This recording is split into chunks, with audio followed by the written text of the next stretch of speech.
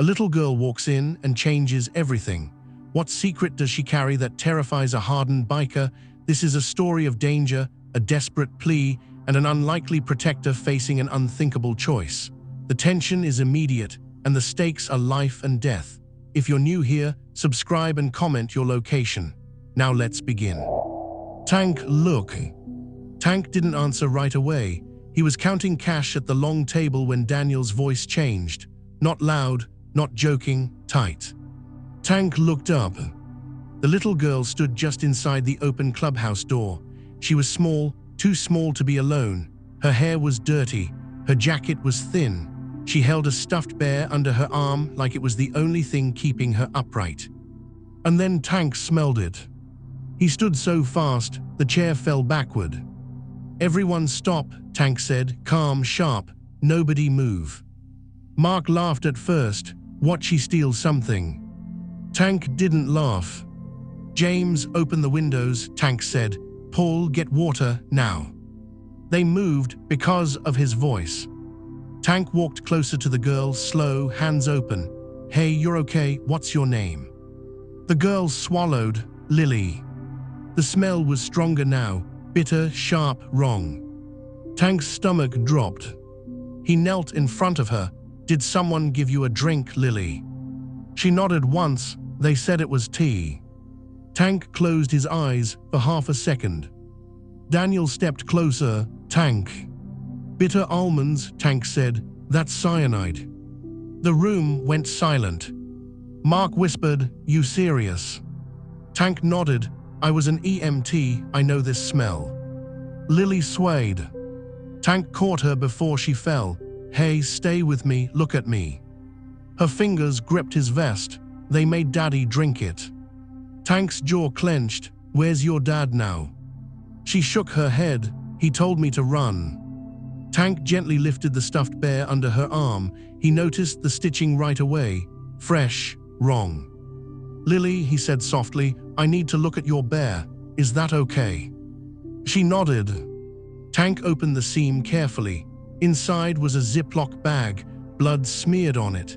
Inside the bag was a USB drive and a folded paper. Daniel took the note with shaking fingers and read it out loud. "They made Daddy drink the bitter tea. The men in clean suits have the other kids. Harbor 12. Paul slammed his fist on the table.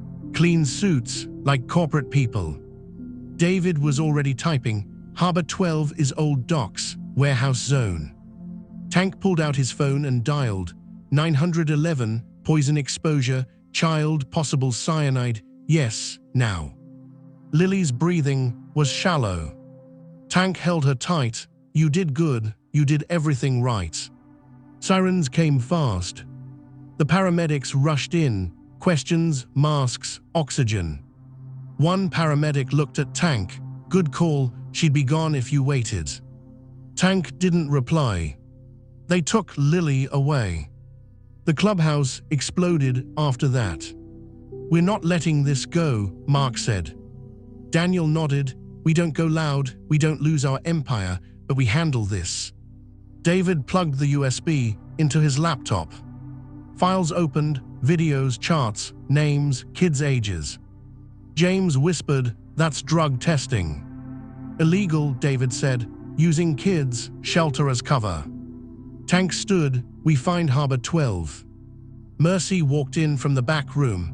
She looked at Tank and knew something was wrong. "What happened?" she asked. "Kid," Tank said. "Poisoned, others missing." Mercy didn't ask questions. "Tell me what to do." "Stay ready," Tank said. "We might need help." They moved through the city fast. Calls went out. Rita knew dock workers. Jessica knew a guard. Elena pulled old maps. Lucy hacked traffic cams. Rose tracked company vans. There were jokes in between. Mark said, "Every time I try to relax, kids bring murder USBs."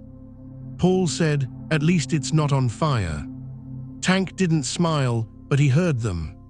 They reached Harbor 12 just before dark. Big warehouse, lights on, vans inside, men in clean jackets. Daniel whispered, "Quiet."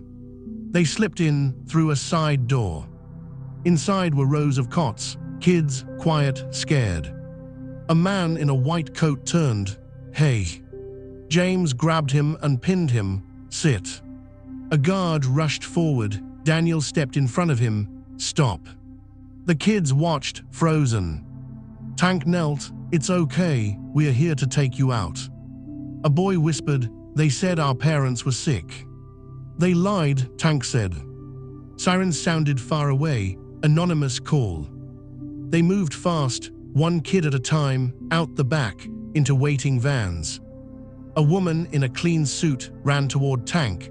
"You don't understand what you're doing." Tank looked at her. "I understand enough." She tried to run. Paul blocked her. Later, Tank sat in the hospital hallway. Lily slept inside, color back in her face. Mercy sat beside him. "She's asking for you." Tank stood and went inside. Lily opened her eyes. "Did you find them?" "Yes," Tank said, "all of them." She nodded. "Okay." She grabbed his finger. "Don't go." "I'm here," Tank said. Outside, Daniel watched through the glass. The Empire stayed standing. But nothing was the same anymore. "Tank." He looked up from the chair in the hospital hallway. Daniel stood there with 2 cups of bad coffee. "She's stable," Daniel said. "Doctors say she'll make it." Tank nodded once. His hands were still shaking, even though he hid them under his vest. "She keeps asking for you," Daniel added. "Nurse said she won't sleep." Tank stood and walked back into the room. Lily's eyes opened right away. "You came back." "I said I would," Tank said. She looked at him for a long moment. "They won't find me again." "No," Tank said, "not while I'm breathing." That made her relax. She closed her eyes, still holding his finger. Tank stayed. Hours later, Mercy came in quietly. She leaned against the wall. "You look like hell," she said. Tank shrugged. "Feel worse." She stepped closer. "You saved her life." "Barely." "But you did," Mercy said. Her voice was soft but strong. "And the other kids, that matters." Tank looked at her. "You scared?" She nodded. "Yeah, but I'm here." There was something in the way she looked at him, not rushed, not loud, just real. They didn't touch, but the space between them felt full. Later that morning, Tank left the hospital to meet the others. The club office was busy, phones ringing, David typing fast, Rita packing. "They're panicking," Rita said. "The company, they didn't expect this." "They will try to clean it," Daniel said. "Erase names, pay people." "They won't get the kids," Tank said. "That's the line." David looked up. "There's more." He turned the screen. Another shelter, different name, same company. "Still running," David said. "Different location." Paul cracked his knuckles. "We shut it down." "Careful," Daniel said. "We don't burn the house down, we expose it." Mark grinned. "Expose it hard." They split tasks. Tank went back to Lily. She was awake now, sitting up, sipping juice. "Hi," she said. "Hi," Tank replied. A social worker named Rose came in. "We need to talk about where Lily stays." Tank's jaw tightened. Rose raised a hand. "I'm not here to take her away, not today." Lily looked scared. "I don't want to go." Tank crouched. "Nobody's taking you right now." Rose nodded. "Temporary care, she needs someone stable." Tank stood slowly. "I can do that." Rose studied him. "You sure?" "No," Tank said, "but I'll do it anyway." That night, Lily stayed in a safe apartment above the Clubhouse office. She looked around. "It's big." Tank nodded. "You get your own room." She smiled for the first time. Downstairs, the club laughed and argued like always. Mark yelled, "No kids in the bar area." Paul yelled back, "She's not in the bar, she's in the hallway." Tank shook his head. Later, Lily sat on the couch drawing. "What are you drawing?" Tank asked. "You," she said, "and my dad." Tank swallowed. Your dad loved you a lot. She nodded. That's why he sent me. That night, Tank didn't sleep much. 2 days later, the company struck back. A lawyer showed up, then 2 men in suits. Daniel met them. "We're being framed," one man said calmly. Daniel smiled without warmth. "You poisoned kids." "Allegedly." Daniel leaned forward. "Leave the city." They didn't. That night, a black SUV circled the block. Tank noticed. He moved Lily into the back room. "Game time," Mark said. They didn't start a war, they made noise. David leaked files, Rita tipped reporters, Jessica called a senator she once dated. The SUV disappeared. 2 days later, arrests started. The company collapsed fast once the truth hit. Parents cried on TV, executives ran, guards flipped. Lily watched the news quietly. "They're bad," she said. "Yes," Tank said. "They're gone now." "Yes." She leaned into his side. "Okay." Weeks passed. School started. Tank learned how to pack lunch wrong. "Why is everything spicy?" Lily asked. Tank blinked. "It's normal." She laughed. "No, it's not." Mercy came over more often, helped with homework, stayed late. One night, Tank said, "You don't have to." Mercy smiled. "I want to." Their hands touched in the kitchen, neither pulled away.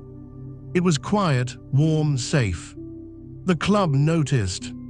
Mark whispered to Paul, "He's gone." Paul nodded, completely. Tank overheard and rolled his eyes. One afternoon, Lily came home upset. "A boy said you're bad," she said. Tank knelt. "What did you say?" "I said you save kids."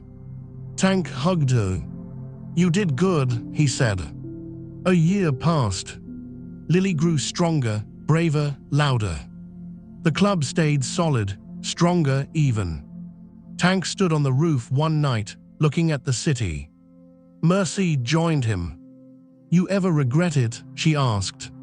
He shook his head. "No." She smiled. "Good." Inside, Lily laughed at something Mark said. Tank listened. This was his life now. And he wasn't running. "Dad." Tank stopped at the top of the stairs. Lily stood there in her pajamas, holding the bear again. Her hair was messy, her eyes were scared. "What's wrong?" Tank asked.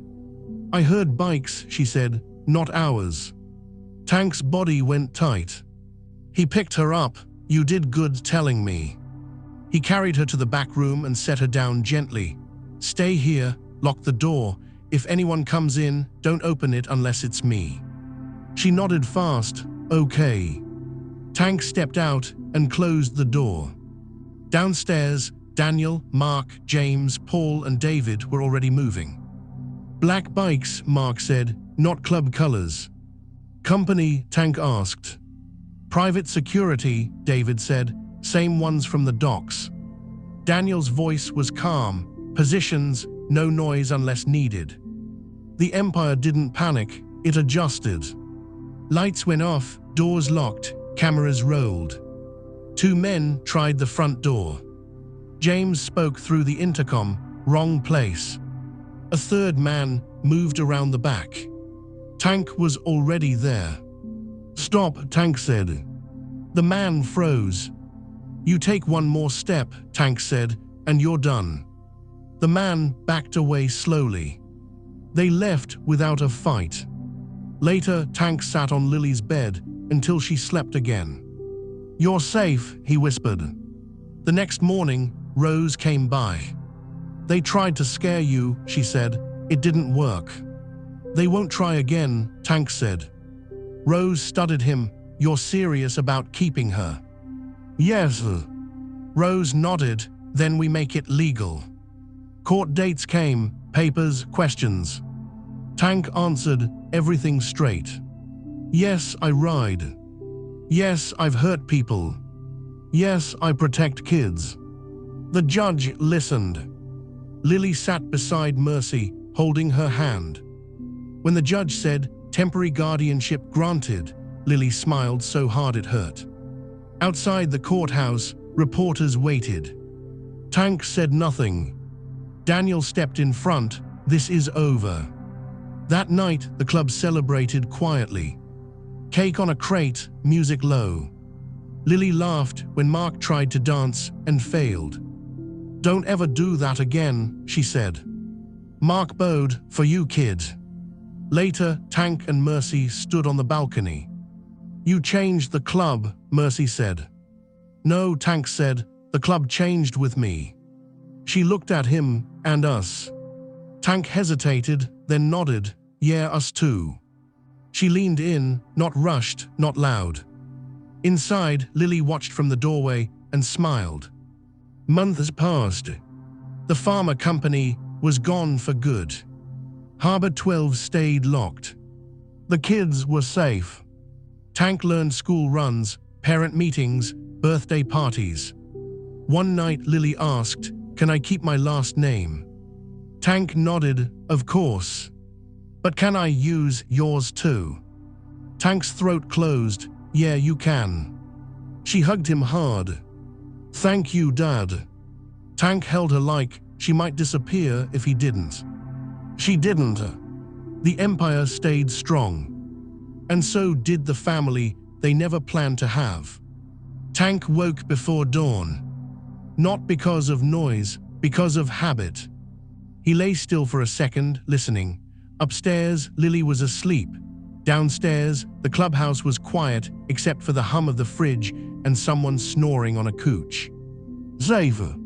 He stood, washed his face, and started coffee. 10 minutes later, Lily padded into the kitchen, rubbing her eyes. "You said you'd wake me for school," she said. Tank looked at the clock. "You're early." She shrugged. "I had a dream." "Good one or bad one?" She thought both, but you were there.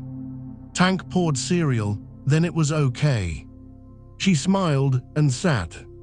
Life moved like that now, small moments, big weight.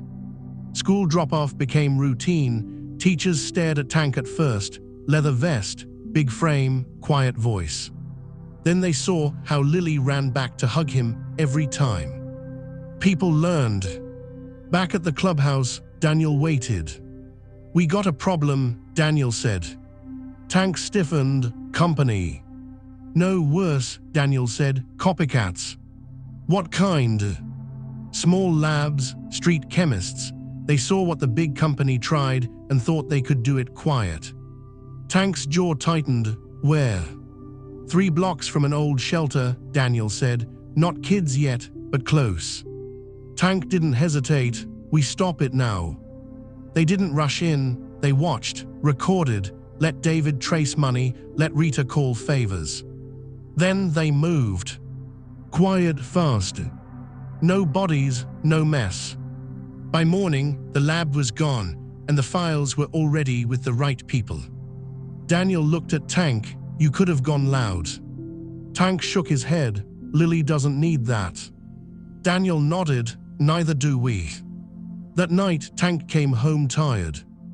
Lily was at the table with Mercy, doing homework. "She says 7 times 8 is 56, Mercy said. "I checked." Tank smiled. "She's right." Lily beamed. "Told you." Later, when Lily slept, Tank and Mercy sat on the couch. "You ever think about leaving?" Mercy asked quietly. Tank shook his head. "This is my life." She nodded. "Mine too, if you want it." Tank took her hand. This time, he didn't let go. Weeks passed. The guardianship hearing came again. This time, it was final. The judge looked at Tank. "You understand this is permanent?" "Yes," Tank said.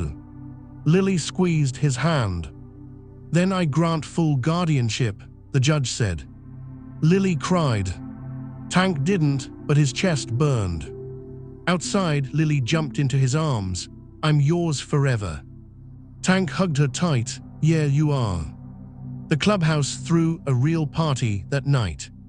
Cake, balloons, Mark wore a party hat and hated it. "This better never get out," he said. Lily laughed so hard she fell off her chair. Later, Daniel raised a glass. "We didn't lose the empire," he said. "We added to it." They drank. Life didn't turn soft. There were still threats, deals. Nights Tank came home bleeding and tired. But he always came home. One night, Lily waited up. "You promised," she said. Tank knelt. "I'm here." She nodded and went back to bed. Years moved quietly. Lily grew taller, smarter, louder. She learned rules, not club rules, life rules. Don't lie, don't run alone, always call. Tank taught her how to ride a bike, slowly, carefully. "You're holding too tight," she said once. Tank blinked. "I am." "Yes." He loosened his grip. She rode on her own. Tank felt proud and scared at the same time. Mercy stood beside him. "That never goes away." "I know," Tank said. One afternoon, Lily came home angry. "A girl said my dad is bad," she said. Tank knelt. "What did you say?" "I said he saved kids and didn't ask for thanks." Tank hugged her. "That's enough," he said. Later that night, Tank stood on the roof again. The city looked the same. He didn't. Mercy joined him. "You good?" she asked. Tank nodded. "Yeah." "You ready for the next part?" she asked. He looked at her. "What next part?" She smiled. "The one where we keep going." Tank smiled back. Downstairs, Lily laughed at something Paul said. Tank listened. This was his life. Hard, loud, real. And worth every second. Tank thought the quiet would last. It never does. 3 nights after everything felt settled, Tank woke up to Lily standing beside his bed again. She wasn't crying this time. That scared him more. "Dad," she whispered, "someone is outside." Tank sat up at once. He listened. He didn't hear bikes. He didn't hear shouting. He heard something worse. Nothing. He slipped out of bed and looked through the window just a little. A black car sat across the street. Engine off, lights off, someone inside. Tank pulled on his vest. "Stay here," he whispered to Lily. "Lock the door like before." She nodded. "Okay." Tank went downstairs. Daniel was already there, pulling on gloves. "You see it too?" Daniel asked. Tank nodded. "Same car from before." Mark came out of the back room with a grin that didn't reach his eyes. "These people don't learn." "We don't go loud," Tank said. "Not unless they force it." Paul checked the cameras. 1 driver, no plates. David tapped keys fast. Signal jammer in the trunk. They're watching. Tank exhaled slow. "Then we show them they're done." They didn't rush the car. Rita made a call. Jessica made another. 10 minutes later, a patrol car rolled down the street slow and calm. The black car pulled away right after. Daniel watched it disappear. "That's the last look." Tank nodded. "It better be." Upstairs, Lily waited exactly like she promised. Tank opened the door. "They're gone?" she asked. "Yes," Tank said. "Good listening." She smiled a little. "I did what you said." Tank knelt and hugged her. "You always do." The next day, Tank walked Lily to school like normal. He stayed until she went inside. He always did now. A woman standing nearby watched him. Clean coat, calm face. Tank noticed. She stepped closer. "Tank." He turned. "Who's asking?" "My name is Stella," she said. "I work with children who go through hard things." Tank didn't relax. "She's fine." "I know," Stella said quickly. "I'm not here to take her. I just wanted to say she talks about you a lot." Tank said nothing. "She says you smell like oil and coffee," Stella added, "and that means safe." Tank blinked once. "Okay." Stella smiled. "You're doing good, that's all." She walked away. That night, Lily came home excited. Dad, I got picked for the school play. Tank frowned. A play? Yes, I'm a tree. Mark, sitting on the couch, laughed. Best role. Lily crossed her arms. Trees are important. Tank nodded. They are. The play changed everything in a small way. Tank sat in a tiny chair in a crowded room full of parents. He felt out of place.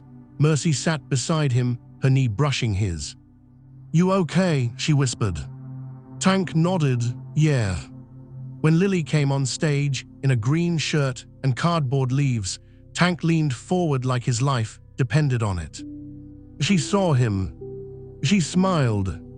Tank felt something crack open in his chest again. After the play, Lily ran to him. Did you see me?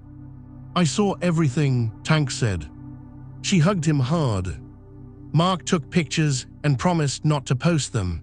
No one believed him. Life kept moving. Not softer, just fuller. One night, Tank came home late, bleeding from his shoulder. Mercy was waiting. You promised, she said quietly. I'm here, Tank said. I'm always here. She cleaned the wound without speaking. Her hands were steady, her face was. You scare me, she said finally. Tank met her eyes. I know. You scare me because you care, she said. Tank nodded. Yeah. She kissed him then, slow, careful, real. It wasn't loud, it wasn't rushed. It mattered. Months passed. The city moved on from Harbor 12.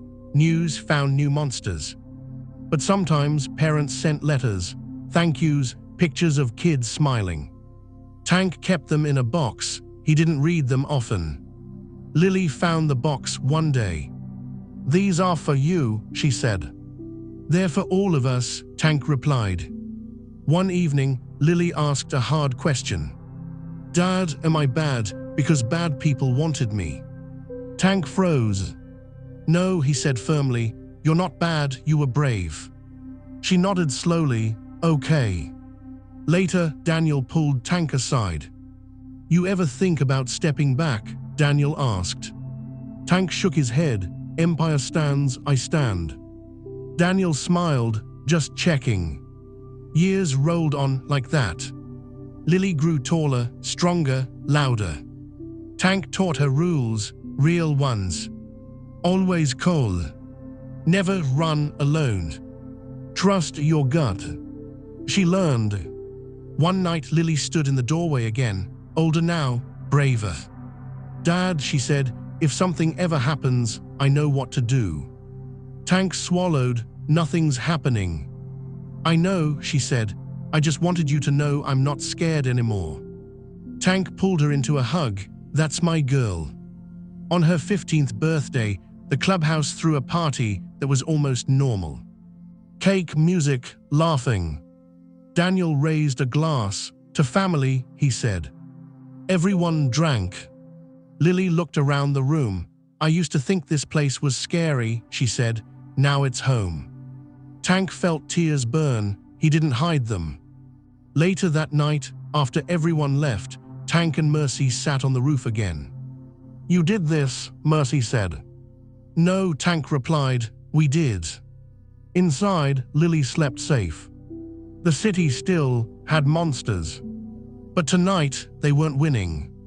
Tank looked out over the lights and finally believed something simple. Saving one child didn't end the world. It gave him one worth protecting. Tank didn't think life would keep testing him after that. He was wrong. 2 weeks later, Lily came home quiet, too quiet.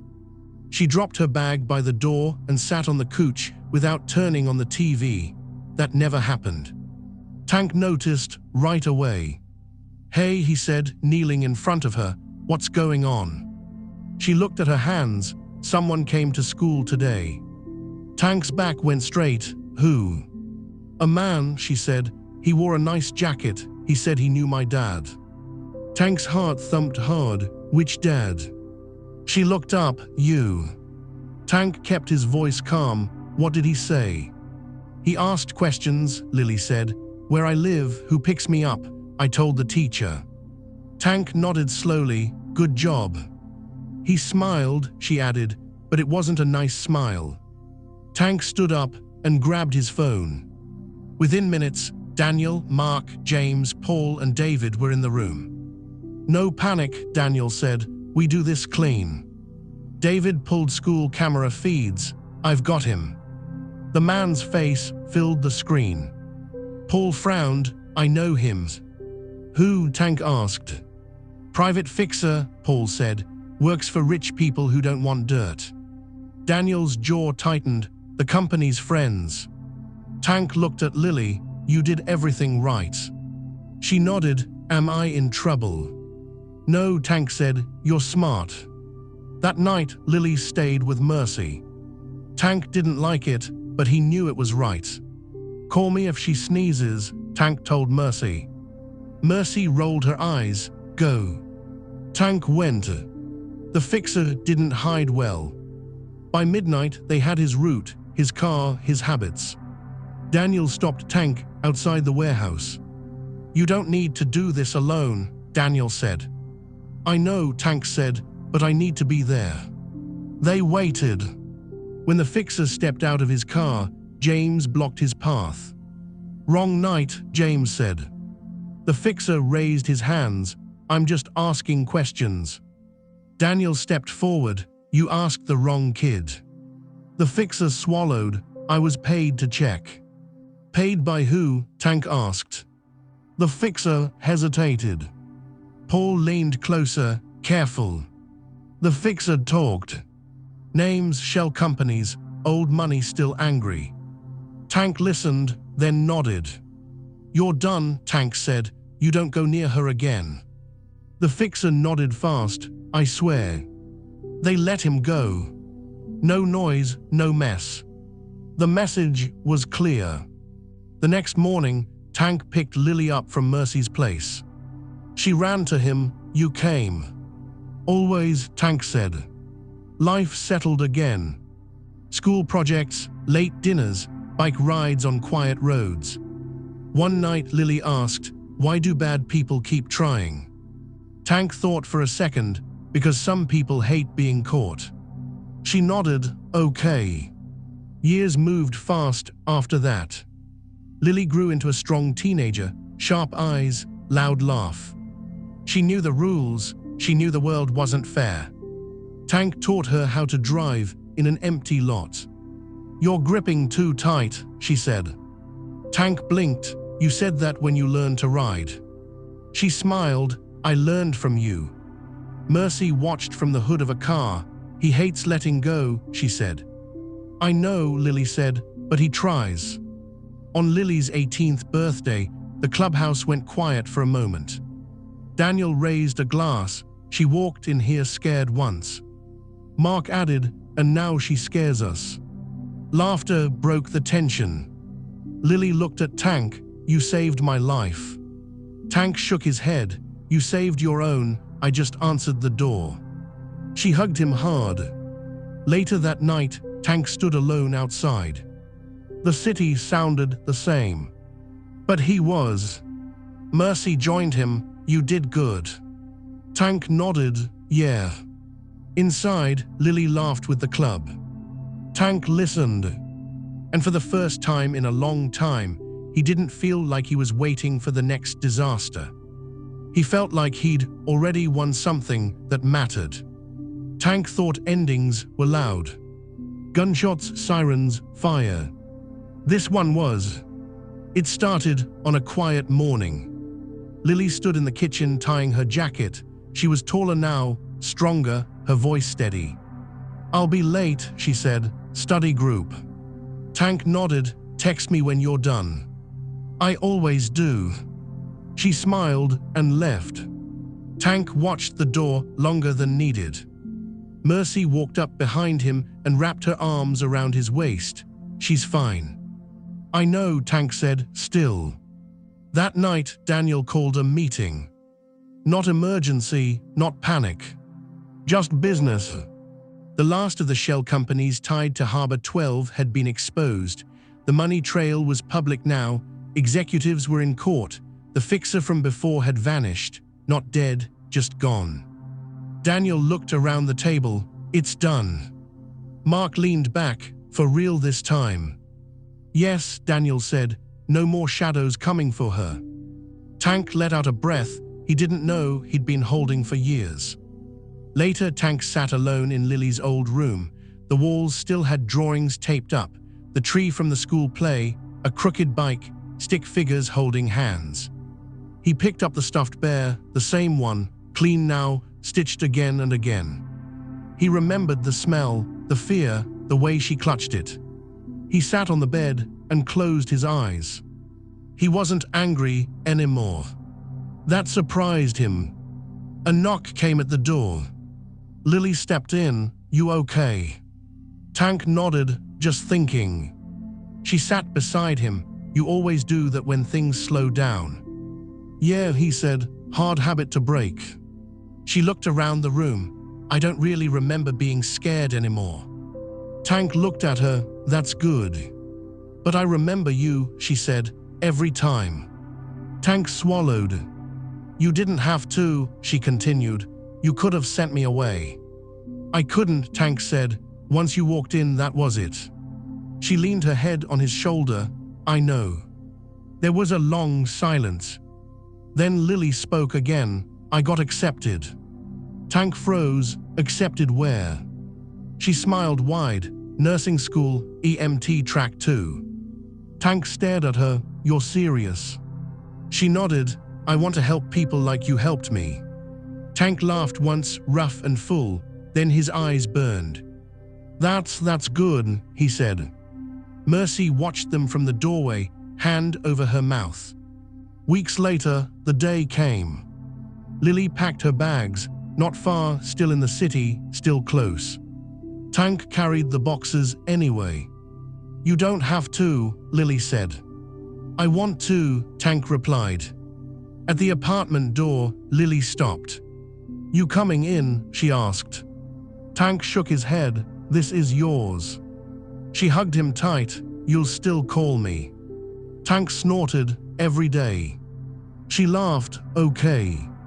When she closed the door, Tank stood there longer than needed. Mercy took his hand. You did your job. Tank nodded. Yeah. The clubhouse felt different after that. Still loud, still alive. But quieter in the spaces that mattered. Tank still ran things, still enforced rules, still protected territory. But he also volunteered, quietly, no cameras, no credit. One night, a scared kid walked into a clinic smelling wrong. Tank didn't hesitate. Another year passed. Lily came home for dinner one night, tired but smiling. I saved someone today, she said. Tank looked up slowly. Tell me. He made it, she said, barely. Tank nodded. Barely still counts. She smiled. That's what you used to say. Tank leaned back and looked at her, really looked. She wasn't the scared girl anymore. She was strong, capable, safe. That was enough. On the roof later that night, Tank stood alone. The city lights flickered, same as always. Daniel joined him. You ready? Tank glanced at him. For what? Daniel smiled. For whatever's next. Tank thought about the door opening years ago, about the smell, about the call to 911, about choosing to kneel instead of turning away. I already did it, Tank said. Daniel nodded. Yes, you did. Inside, Lily laughed with Mercy and Mark over something stupid. Tank listened. He didn't feel like he was guarding something fragile anymore. He felt like he had built something solid. The world was still ugly. People were still cruel. But one girl walked into the wrong place on the right night. And a biker answered the door. That was enough. Thank you for watching. This story shows courage can be found anywhere. What would you have done in this situation? Let us know in the comments and tell us where you're watching from. If stories with unexpected heroes pull you in, hit subscribe so you never miss one.